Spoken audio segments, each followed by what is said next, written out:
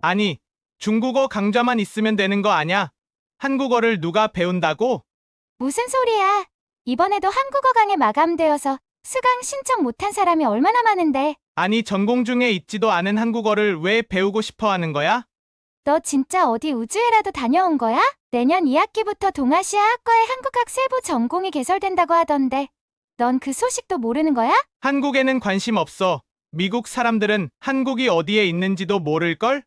한국어 세부 전공이 생기고 한국어 강의가 생긴다는 소식에 중국보다 잘 알려지지 않은 한국이 그럴 리 없다며 흥분하는 한 여대생이 있습니다.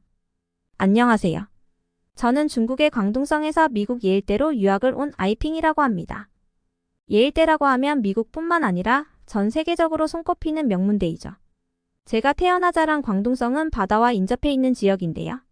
일찍이 해외 문물들을 받아들여 상업이 빠르게 발달한 지역이자 개역 1번지로 손꼽히던 곳이죠. 저희 아빠도 이러한 영향인지 일찍부터 무역 사업을 하셨는데요. 아빠는 제가 사업을 물려받기를 바라셨고 어렸을 때부터 유난스럽게 공부시키셨습니다.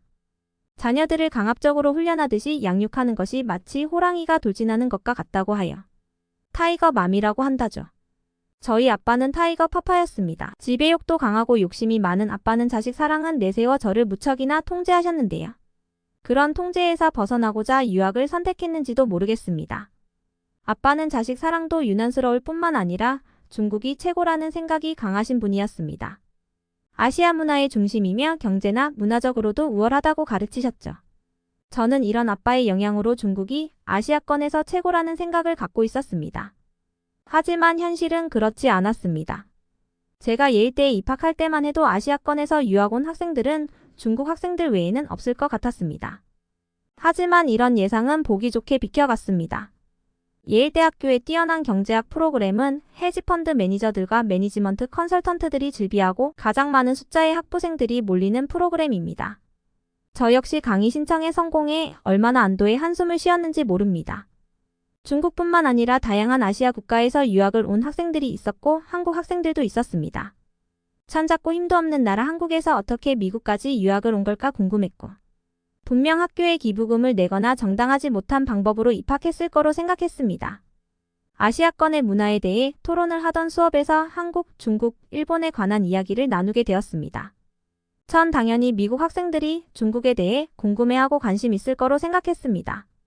하지만 이런 제 예상은 보기 좋게 깨졌습니다.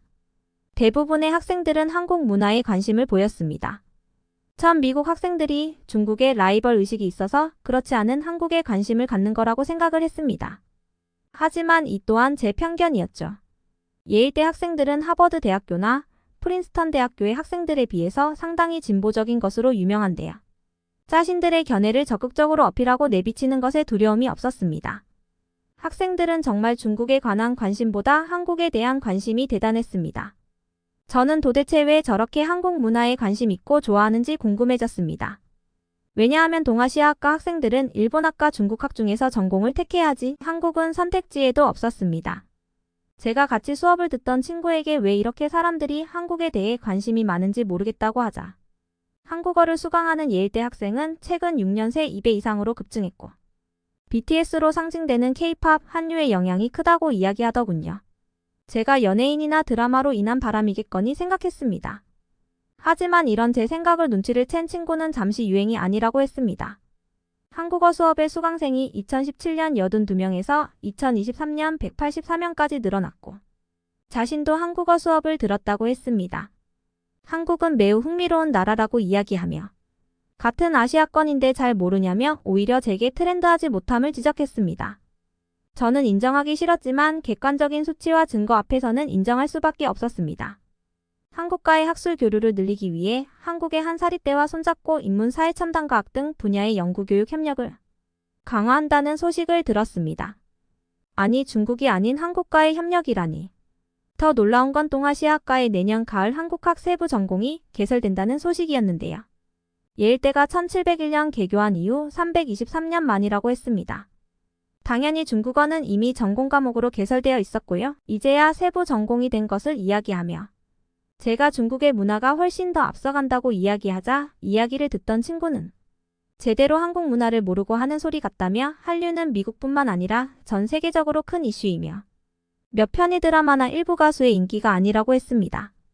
김밥과 라면 등 전통 한국 음식뿐 아니라 요즘 한국인들이 즐겨 먹는 음식들이 매진 행렬을 이어갈 만큼 엄청난 인기가 있다고 하며 말이죠. 이 이야기를 듣던 저는 머릿속에 한국 식당을 차리면 좋겠다는 생각이 들었습니다. 어차피 한국 음식은 중국 음식을 베껴서 만든 거라 어렵지도 않았거든요. 제가 이 아이디어를 사업화하고 싶어 아버지에게 전화를 걸어 이야기했습니다. 한국 문화라면 우리나라 문화보다 한참 후진국인데 무슨 이야기냐며 역정을 내실 것 같았습니다. 하지만 아버지는 역시 사업가셨습니다. K-팝과 드라마로 한국이 논쟁거리가 되자 아버지는 파리에 한 식당을 열기 위해 준비 중이라고 했습니다. 어차피 한국 음식은 다 중국 음식을 베껴서 만든 거고 한국 사람이 만든 것보다 사람들이 만든 게 더 맛있다고 하셨습니다. 제가 파리면 유럽이라 관리하기도 어려운데 굳이 한 식당을 연 이유가 뭔지 묻자 아빠는 인정하기 싫지만 K 콘텐츠의 인기가 엄청나다 못해 급물살을 타고 있다고 했습니다. 얼마 전 출장 목적으로 파리에 갔는데 마침 코리안 페스티벌이 열리고 있었다고 합니다. 아빠는 별 관심도 없었지만 사람들이 꽤 많이 몰려 있었고 예정된 스케줄까지 시간이 남아 공원을 둘러보기로 했는데요.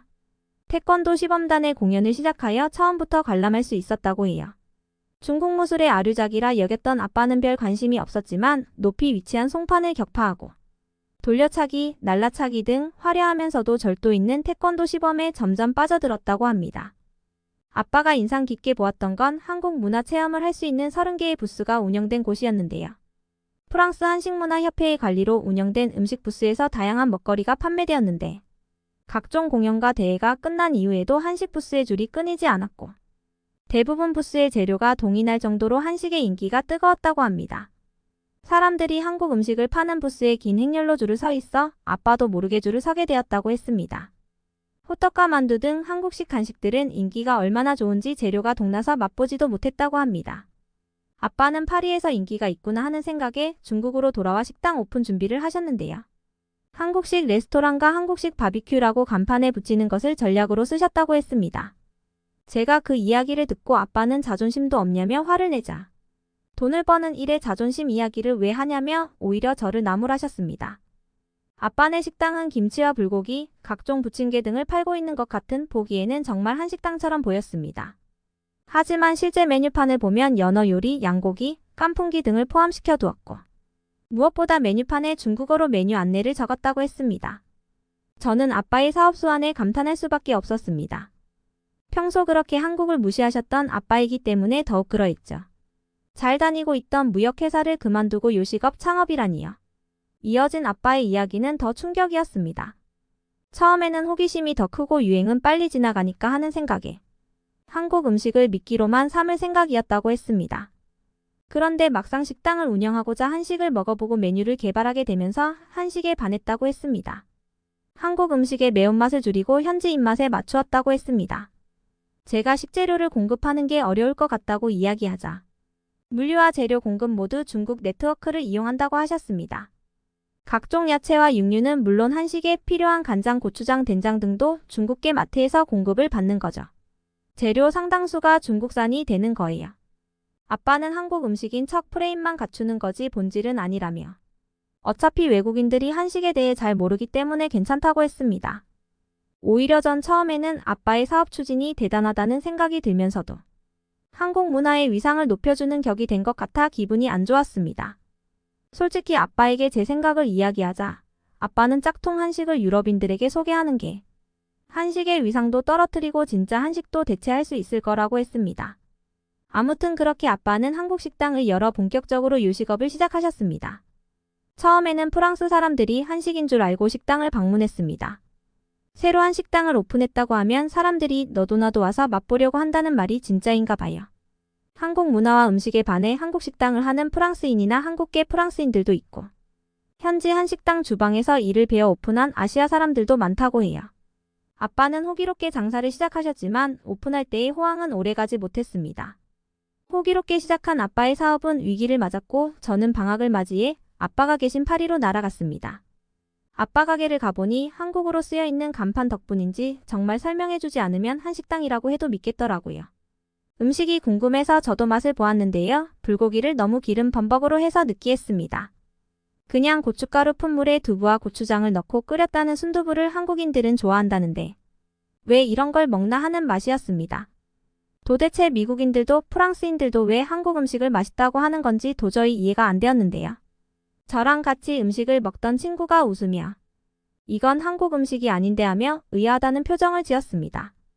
불고기는 이보다 담백하고 감칠맛이 뛰어나고 순두부도 맵긴 하지만 칼칼하고 국물의 깊은 맛이 느껴지는데 이건 정말 무슨 맛일지 모르겠다며 중국 음식이냐며 되물었습니다.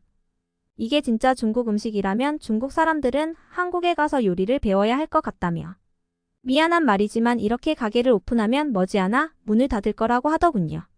아무리 친구라지만 오픈한 지 얼마 안 된 가게가 망할 것 같다느니 한국에서 요리를 배워야 할 것 같다고 이야기하는 게 너무 기분이 나빴습니다. 제가 기분 나빠하는 것에도 아랑곳하지 않고 친구는 한국인 주방장을 쓰거나 적어도 한국 식당에서 일해본 분을 직원으로 두는 걸 추천한다고 하더군요.